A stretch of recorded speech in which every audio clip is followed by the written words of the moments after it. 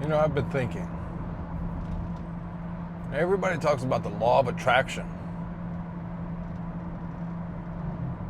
Nobody really knows how the law of attraction works. Let's say you have an image in your head. Let's use Arnold Schwarzenegger as an example. He always talked about how he envisioned his biceps as a mountain peak. He said, when I flex my bicep, I see the peak right on the top. Well, he had the image, but think about all the resistance that he had to go up against in order to get that peak on the bicep. It wasn't simply just an image in his mind without a lot of resistance. And I'm speaking directly to the resistance when you lift a weight. But what people don't think about is you have to press through the resistance. The harder it gets, the better your bicep is going to look. But when it starts to get a little hard, that's when most people quit. It starts to burn, set the weight down. They're not willing to keep burning it up. Keep pressing against that resistance. The more resistance, the better you're becoming. So if you stop when the resistance starts, then you're leaving a lot of gain on the table. You're just letting it go. Yeah, you have to hold the vision, and without the vision, you wouldn't start. But you have to hold that vision and press through the resistance. The more resistance, the more gain. So the law of attraction works the same way when you have an image in your mind. There's going to be a lot of resistance. You start to change something, there's resistance. You feel like you just have these thoughts. Negative thoughts start to roll in. I don't want to talk about negative thoughts, but they start to roll in. You go out to start your own business, you get a lot of resistance. You're starting to have to do way more than you've ever done before. You gotta get up earlier, you gotta stay up later. There's a lot of resistance. It doesn't feel very good, but it does feel good if you keep reminding yourself that this pain I'm going through is only building more skill in the direction that I'm going. It's massively important to understand this, because as soon as you start out on your quest to find your vision in reality, your dreams, you're going to have to deal with that resistance. Whenever you're growing as a kid, you started growing, it's called growing pains. Some people have it in their knees, in their elbows. It's growing pain. It's exactly the same in spiritual terms. You start to grow yourself spiritually, you start to follow that internal guide instead of following that external guide. It's painful. That's okay. We know it's going to be painful. We like to work hard. Or you're not going to get what you want. There's only two ways about it. You can sit around and do nothing, and just feel like you're unworthy, and that's what you'll get. More of that. You'll get more of that feeling. I'm unworthy. I can't do that. Who am I? Well, that's how you see yourself. So of course it's going to keep going that way. There's nothing to stop you from going after what you want, giving more energy, and the more energy you do, the more energy you gain and ability that you gain to do more. The more you do, the more you can do. That's a strange concept, and until you put in the effort to do more, you'll never understand it.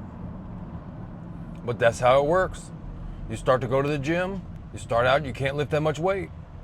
The more you go, the more weight you can lift. The longer you go, you might feel like you're extremely tired, but next time you go, you're gonna have a little bit more endurance. You start out running, you might not be able to run that far, but you just keep showing up, you keep putting in that effort. You're gonna get better. It's just the way it has to be. You have to push through resistance.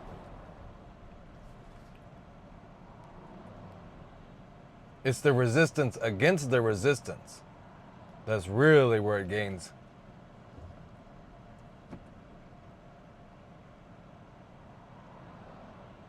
And then, I mean, it feels funny at first. I'm not saying it's going to be easy, it's going to be fun, it's going to be every day is a good day. No. There's days where you don't want to go and do it. But you show up anyway. You don't lose the momentum. You get it going and you show up no matter what. And you start to become that person. There's nothing that can slow you down except for yourself.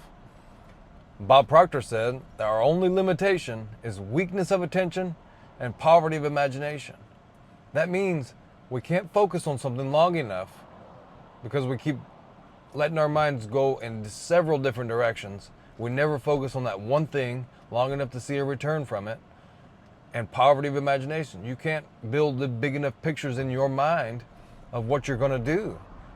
And it doesn't get you excited. You got to get excited about it. You're not going to do something unless you're excited about it. I mean, you can go to work just because you got to pay bills. And if you're not excited about it, that's all you're going to do is just pay bills.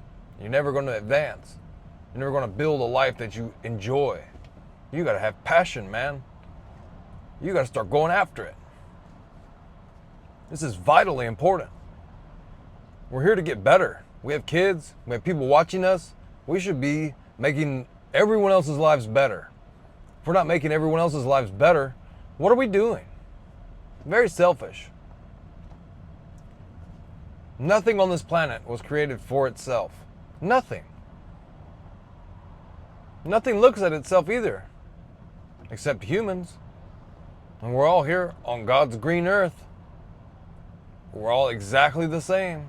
There's no substance on this planet that's not different in molecules. Everything is made by the same thing. So that means everything works by the same nature. You plant a seed, you get specifically what that seed will produce. It doesn't do anything else.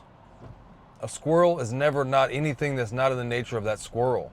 But humans, they just do all sorts of different things.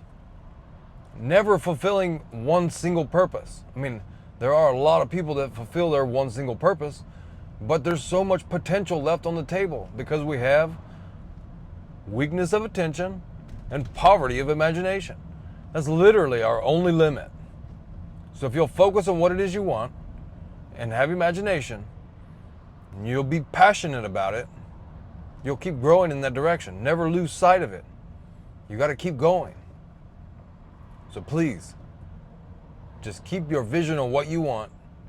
Build that imagination. Imagination is like a muscle, and your attention is just like a muscle. It's all muscles, but it's unseen muscles.